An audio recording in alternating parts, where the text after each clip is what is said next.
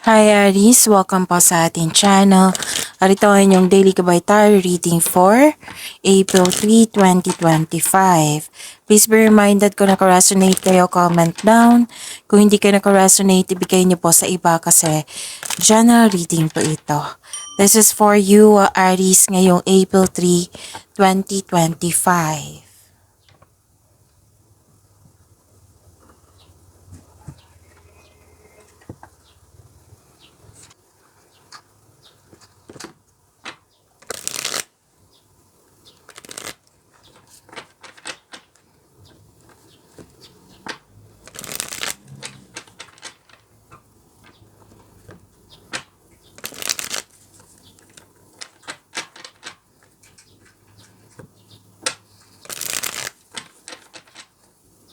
Para po ito sa inyo, Aries, ngayong April 3, 2025.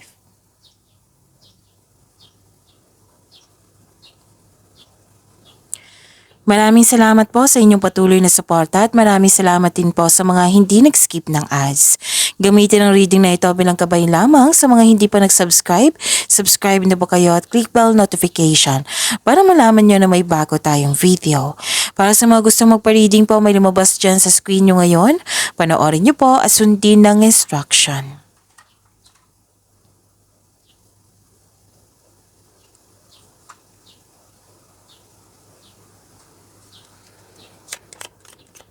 Spirits Guide, mga ganap po para kay Aries ngayong April 3, 2025. I need 3 cards po.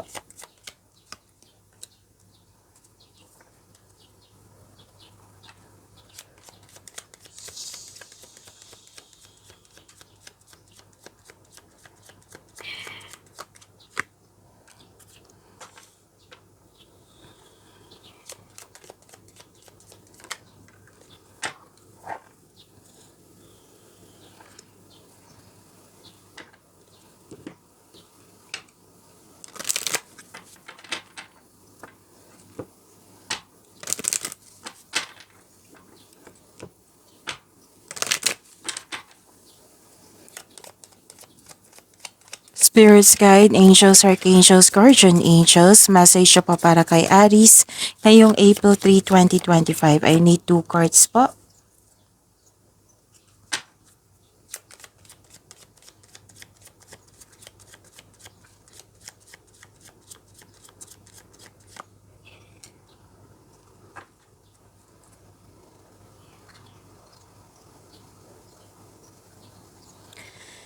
Ngayong April 3, 2025 para sa inyo, Aries, may nakita ko ditong pwedeng may lakad kayo ngayon. Pwedeng nakaset na yung schedule para sa inyong biyahe or literal na may biyahe kayo ngayon. Kasi may nakita ko ditong new journey, adventure, or pauwi kayo para magbakasyon. Pwede din binigyan mo ng aksyon yung matagal mo ng plano. May malaking influence ng isang babae sa araw na ito. May ending with new beginning, may closure, may separation, maraming case ng separation na pwedeng tumiwalag, pwedeng end of contract, pwedeng umiwas, pwedeng nagput ka ng closure, pwedeng may umuwi. Oo. Tapos, nakikita ko rin dito na may concern ka sa isang mahirap kausap or sobrang stricto. And nakikita ko dito na tinulungan mo yung sarili mo to move forward, nagkaroon ng pag-let go at nagkaroon ng transformation. So this is ending with new beginning.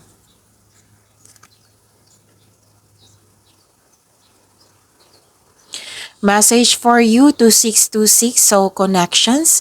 You are connected to the souls you meet.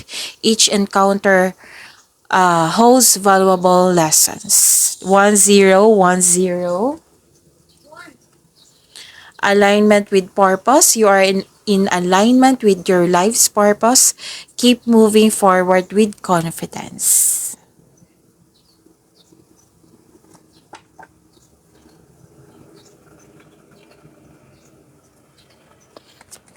Spirits Guide, ano po yung energy ni Aries ngayong April 3, 2025? I need 2 cards po.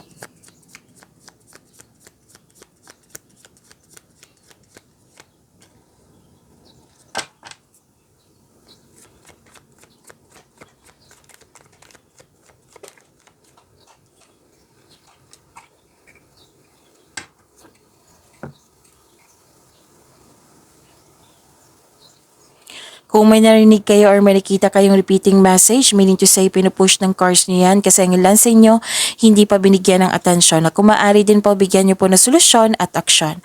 Remember Aries, at the end of the day, alam mo na ikaw lang taong may kakayahan at responsable na gumawa ng sarili mong katotohanan at kinabukasan. So ano yung energy ni Aries?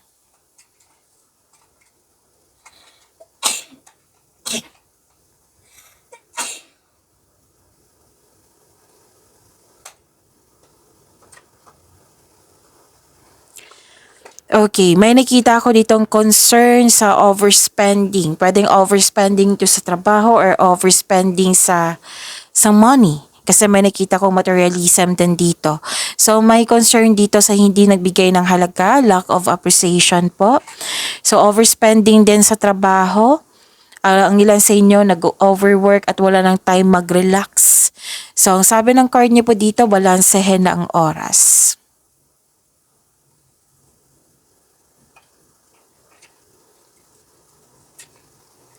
May new beginning which is nag-clarify siya dito sa oracle cards nyo. May new beginning din na dito. Oo, from your oracle to tarot cards, new beginning po. This is freedom, this is anticipation. Lumabas din dito yung new journey which is lumabas din dito sa oracle cards nyo na kailangan ng dobleng pag-iingat. So, itong new beginning na ito ay may potential. Okay, so this is a leap of faith. Hindi ka takot sa obstacles. You know you are on the right path. Kumbaga, bahala na si Batman. Basta, go ako. So, ang advice ng card dito, mag-ingat kayo sa padalos-dalos na pagpasya. Kailangan magkaroon kayo ng konkretong plano and listen to your intuition also. And please know that you are divinely guided. Huwag kayong matakot na instead i-acknowledge mo ang mga lessons na na-encounter mo. And this will lead you to new opportunities. And this is personal and spiritual evolution po.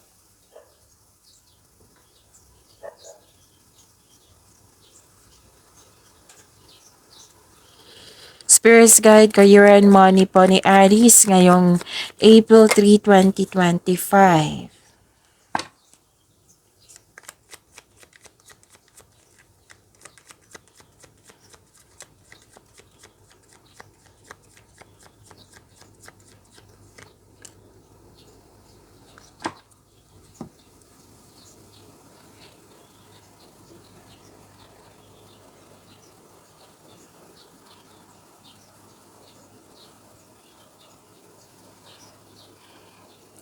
Sa career and money nyo po, may nakita ko ditong disharmony, hindi nagkaisa or yung sinabi ko kanina sa oracle cards nyo na may separation, end of contract, tumiwalag, umiwas, hindi nag-uusap.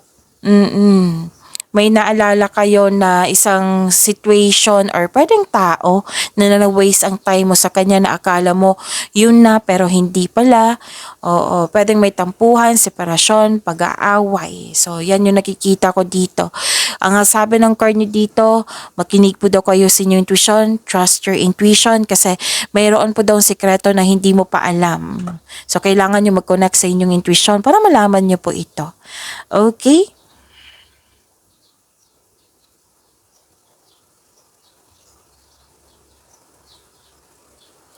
At may nakita rin ako ditong dalawang card na mismo nagsabi dito na may disappointment.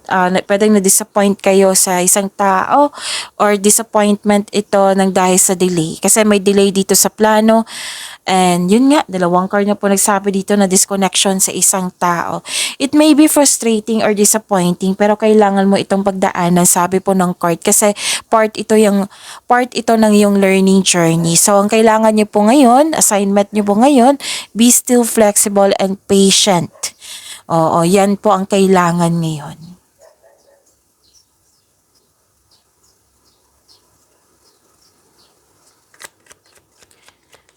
Spirits Guide, Love Life, Self-Love, Partnership, and Romance ni Aries ngayong April 3, 2025.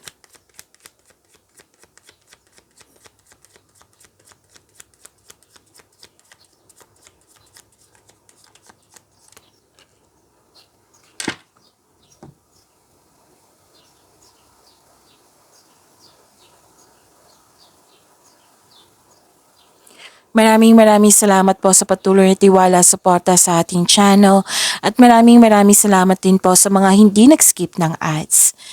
So, dalawa yung nakikita ko dito. Pwedeng may tutol sa desisyon or may naganap na may concern sa third party.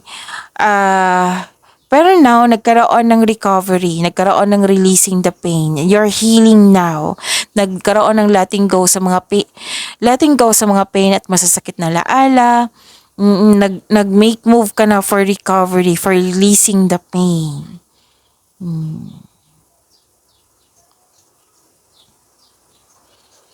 Nakikita ko rin dito na habaan niyo po yung pasensya niyo kasi naging impatient po daw kayo. Parang bigla-bigla ang plano or nagkaroon ng lack of planning. Bigla-bigla ang desisyon. Pwede. Oo, pwedeng naiinip ka sa sitwasyon mo dyan ngayon. Tapos sabi po ng card dito, yun nga, pinupush ng cards niyo na kailangan niyo magkalma lang. Kung kailangan magsaliksik or dahan-dahan lang, then you have to. Oo, maging kalma at mahaba ang pasensya. Pwedeng may hinihintay kang tao na gumawa ng hakbang bago ka kumilos. So, kailangan ng pagpaplano dito, konkretong plano at habaan ng pasensya. Pagyamanin niyo po yung blessings na binigay sa inyo, Aries. See you tomorrow. Please like, subscribe, and click the button for notification para updated po kayo sa daily tarot reading natin. Maraming salamat po.